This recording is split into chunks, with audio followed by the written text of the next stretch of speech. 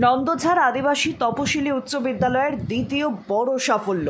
Subrata cup জয়ী নন্দঝাড় আদিবাসী তপশিলি উচ্চ বিদ্যালয়ের football দল সদস্য রাজ্যে সুব্রত কাপ জয়ী হয়েছে এবং গতকাল সেই দল ইসলামপুরে এসে পৌঁছেছে।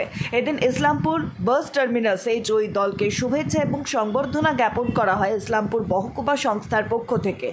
এরই পাশাপাশি সংবর্ধনা জানানো হয় sub divisional councillor of school games and স্পোর্টসের পক্ষ থেকে।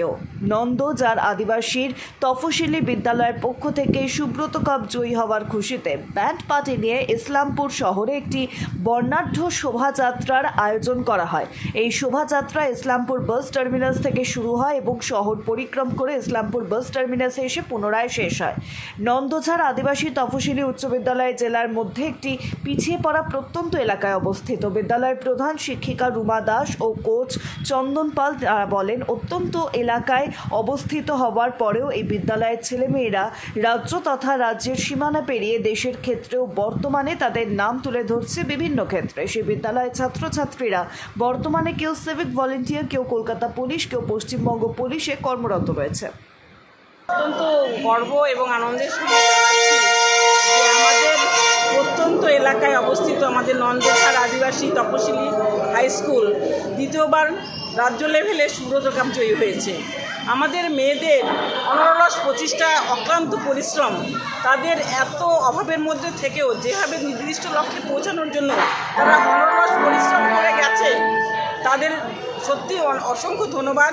তারপর আমাদের শিক্ষকরা তাদের শক্তি জুগিয়েছে, সমস্ত গার্জিয়ানদের, ছাত্রছাত্রীদের তাদের মনোবল জুগিয়েছে, তারা যে সবসময় মাঠে পৌঁছাচ্ছে তাদেরকে, এবং সত্যি আমরা ভীষণ আনন্দিত। আমি এই বার্তা দিতে চাই ইসলামপুরবাসীকে, আপনারা পড়াশোনার পাশাপাশি খেলাধুলাকে জীবনের অঙ্গ মনে করুন। আমাদের স্কুল থেকে 25 জন ছেলেমেয়েরা তারা চাকরি পেয়েছে, বিভিন্ন সিভিক, বিএসএফ, ক্যালকাটা পুলিশ, বিভিন্ন বিভাগে। তাতে আমাদের গার্জেনরা অনেক সচেতন, তারা প্রতিনিয়ত তারা মাঠে পাঠাচ্ছে এবং আমিও ভীষণ গর্বিত আমার বাচ্চাদের পেয়ে। এবং আমি এটাও বলতে চাই, তাদেরকে এমন একটা টার্গেট দিয়েছি যে আমরা ন্যাশনাল লেভেলে সুব্রত কাপ জয়ী করে নিয়ে আসবো। এবং আমাদের একটা মেয়ে আছে নন্দিতা মণ্ডল, সে ন্যাশনাল লেভেলে অলরেডি গোলকিপার হিসেবে খেলছে এবং কয়েকটা মেয়েও রাজ্য লেভেলে খেলছে। আমি এদের উত্তরোত্তর উন্নতির সমর্থন চাই। আমরা অনেকটাই খুশি যে আমরা এতদূর যেতে পেরেছি, আর আগামীতেও যে আমরা দিল্লিতে যাব ওখানেও চেষ্টা করবো যেন আমরা ওই ম্যাচটা চ্যাম্পিয়ন হয়ে আসতে পারি। কার সঙ্গে খেলা ছিল তোমাদের ফাইনাল? আমাদের খেলা ছিল দক্ষিণ দিনাজপুরের সঙ্গে। কতটা আনন্দ লাগছে? অনেকটাই। এরপর কোথায় যাবে? এরপরে দিল্লিতে যাব ন্যাশনাল খেলতে। কতটা মানে মনোবল, কতটা দৃঢ়?